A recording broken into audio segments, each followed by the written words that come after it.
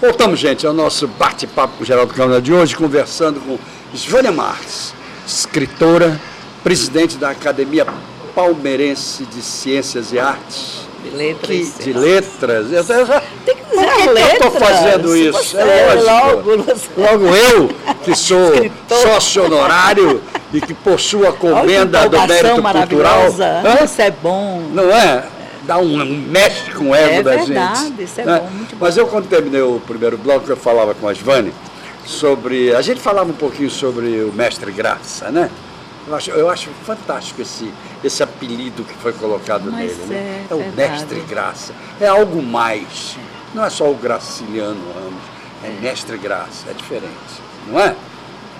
E a gente conversava um pouco e ela se referiu ao período em que ele foi prefeito de União dos Palmares. De Palmeira dos Índios. E eu tenho escrito em várias vezes colunas, quando eu me refiro e faço, por exemplo, um artigo sobre transparência. Eu digo, este Estado e talvez este país devesse dar a Graciliano Ramos o título de o pai da transparência. Porque a história dele como prefeito, que foi uma história belíssima, onde ele fazia diariamente o seu diário do que acontecia no município, e esses diários existem até hoje. Ele contou tudo. Aquilo não é mais do que, aquilo é mais do que uma obra de um executivo, mas é uma obra literária também. Eu queria que você falasse sobre isso. Não, os relatórios, né, que... Os famosos relatórios. Os relatórios, você sabe, a linguagem utilizada por Graciliano realmente foi uma linguagem diferente. Porque, claro que se debruça um relatório, qual é a característica do relatório? É a descrição. Exato. Né? Mas ele foi muito além da descrição. Perfeito. Né? Ele utilizava da metáfora, ele usou de uma linguagem literária. E fazia até, assim, algumas observações críticas. Perfeito. Que não tinha nada a ver com o relatório. Exatamente, não tinha nada a ver com o relatório, porque o relatório tem que ser objetivo. Claro. Então ele se mostrou, quem leu, aí disse, olha, isso aqui não é, essa linguagem, esse texto não pertence a um político, mas sim a um escritor. Exatamente. E muitos disseram que aquele era o primeiro documento literário do Graciliano. Embora nós saibamos que já existisse o Caetés, que ele já tinha sido escrito, Perfeito. Só que ele não tinha sido publicado não tinha realmente. Sido publicado ainda. Se não conhecido, então, claro, era... automaticamente tinha que aceitar como sendo os relatórios o seu primeiro documento literário. Né? Você me deu uma honra muito grande uma vez, quando nós levamos a nossa equipe de televisão. Ai, foi linda. A Palmeira dos Índios. Para exatamente fazemos um programa na Casa de Graciliano. Casa Graciliano. E aquilo foi um programa que está guardado. Para nós também. Serviu de material para algumas faculdades de lá, a universidade de lá. Eles estudaram, sabe, muita coisa e viram, assistiram aquela nossa gravação, aquilo ali. Todo mundo, inclusive, começaram a conhecer você.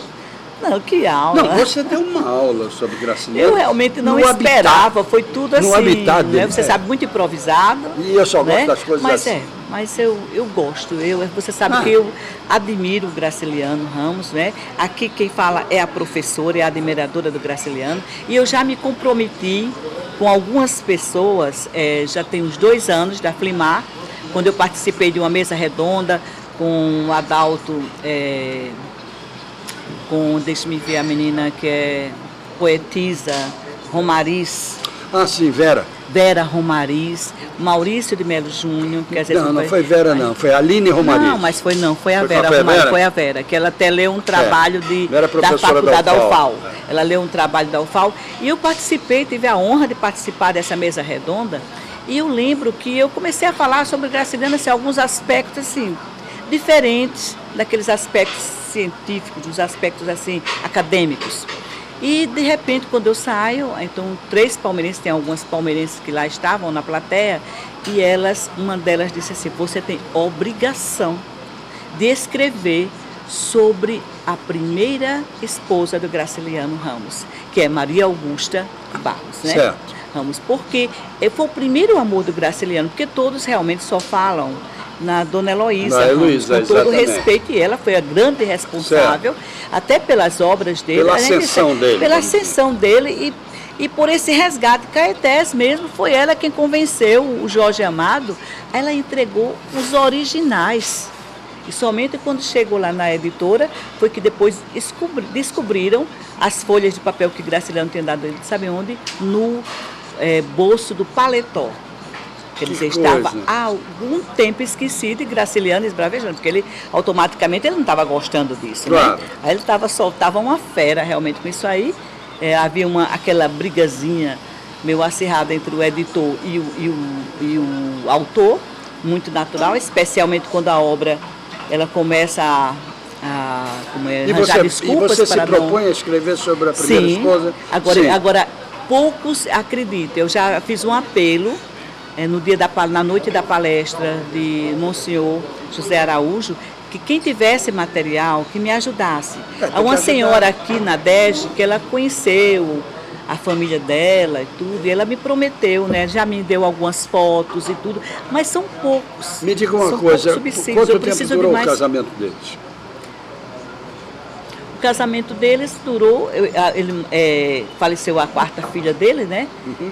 Acredito que, não sei se você agora me pegou, não sei assim a durabilidade, bem, mas eu digo ela o seguinte, ele enviuvou e casou de novo. Não, ele passou, não, ele enviuvou, mas aí veio aquele momento de depressão dele, não é? Veio aquele momento de depressão. Não, o que eu queria saber é se ele tinha casado a segunda vez, por que enviuvou? Sim, porque enviuvou, perfeitamente. Okay. Perfeito. Aí foi com a Maria Augusta, a filha dele, que teve o mesmo nome dela, né? Foi no parto. Ela faleceu de parto e ficou a menina, né, Maria Augusta, certo, que é a filha dele. Então eu preciso buscar também, eu estou tentando ver aí, porque quase ninguém sabe dos filhos de Maria Augusta, conhecem muitos, até conversei com o Ricardo Ramos Filho também, se ele conhecia alguma coisa dos outros irmãos. Ele disse que não tinha muita notícia sobre eles. Mas então, realmente é muito interessante esse resgate. E depois foi um amor muito bonito, uma história de amor bonita, não é? Agora me conta uma coisa. Fez parte da adolescência dos Onde é que a Svânia se sente melhor? Quando ela faz o resgate da história, porque isso aí é o resgate da história, por exemplo, ou quando ela está nos devaneios da poesia? Eu acho que a Svânia se divide. Ela bem. Se divide, sim, porque, por exemplo, o meu livro de crônica, que saiu tem menos de um mês, agora a terceira edição. Enfim, sós, eu e a crônica. Tá. Com nova roupagem. Para mostrar para o nosso telespectador. Com nova roupagem, inclusive está sendo adotado por algumas escolas já. Tem algumas escolas que estavam carecendo dele, porque ele estava com a edição esgotada. Está bonito. Exatamente. Eu tenho da primeira. Quando eu disse à escola, pode adotar, que eu olhei, só tinha 19 exemplares. Aí tive que partir para a nova edição e agora a gente está tendo esse trabalho. Você sabe então, que é o caso... tirei muitas crônicas, coloquei novas, inclusive algumas que foram vencedoras de concursos nacionais, porque é necessário. Eu digo, olha, não estou fazendo ostentação, mas é bom que diga, aos 63 anos, eu tenho que me mostrar. De repente eu morro e as pessoas não sabem que minhas crônicas venceram em Ouro Preto, você sabe venceram em Bento Gonçalves. Que daqui a 50, 60 anos, o nome do ano vai ser De Repente. É verdade, de repente eu morro, quer dizer, daqui a 50 ou 60 anos.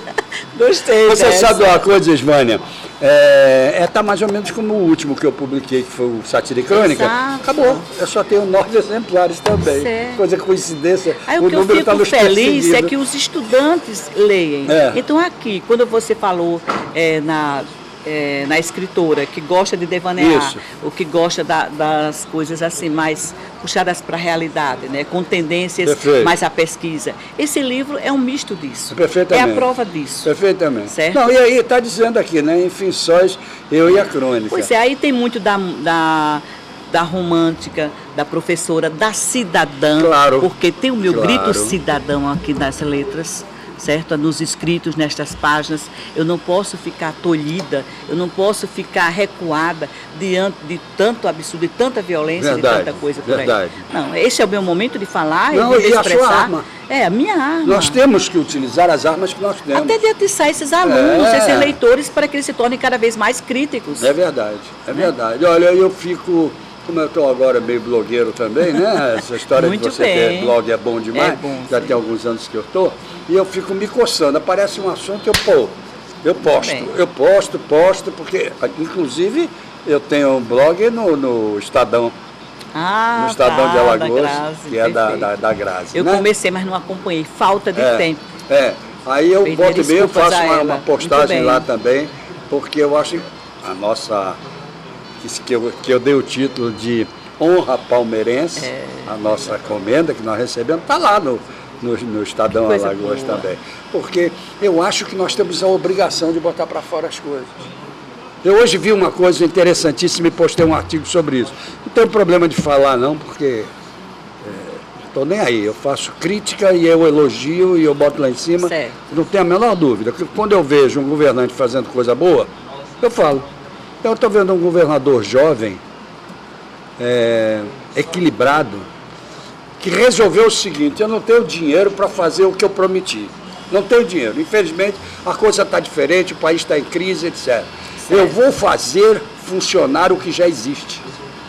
Então ele está mexendo nos postos de saúde, ele está reformando escola que não foi reformada, estava tudo largado para lá. Eu estou mexendo em hospital, ele vai reformar e fazer funcionar o que já existe. Muito bem. Vai ganhar dinheiro, vai ter pela primeira vez alguém vai dar continuidade a alguma coisa que largaram para lá. Que geralmente parece que é uma cultura, os outros ninguém continua. Não. Eu posto. E dou os parabéns, e dou mesmo, daí. Perfeito. Não é? Então, eu acho que nós temos essa obrigação. Você é uma que não pode se esconder e ficar, desculpe, enfim, sós eu e a crônica. Tem que mudar esse nome para... Enfim, vocês comigo e com as crônicas. Enfim, quando esse título, enfim, sós, ele justifica o seguinte: eu jamais vou me sentir só. Claro. Quando a velhice chegar e tudo, vai me sobrar o quê? A crônica. Então, esse é o encontro meu com a crônica, né? Mas é que eu estou lhe provocando, que eu quero um encontro deles com a crônica sua. Se Deus quiser. Com a crônica de Svânia Marques. Eu estou muito feliz. Você vai fazer um lançamento? Não, porque eu vou fazer sim, sessões de autógrafos nas escolas, já tem aqui, tem Arapiraca e Viçosa também. Mas vai ter em algum lugar para venda?